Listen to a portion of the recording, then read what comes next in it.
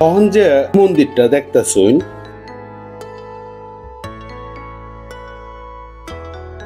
মন্দিরটা হইল ময়মনসিংহ শহরের সবচেয়ে পুরানা মন্দির।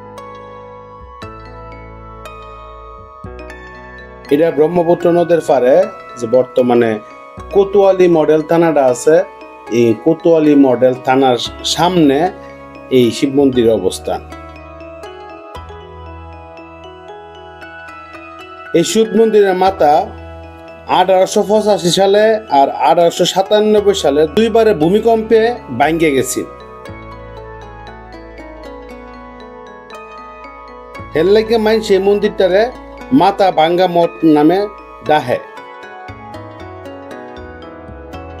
অনেকের মতে এই মন্দিরটা 18 শতকের দিকে তৈরি হয়েছে, তবে এর নির্মাতা সম্পর্কে তেমন কোনো তথ্য পাওয়া যায় না। এটা মূলত একটা শিব মন্দির।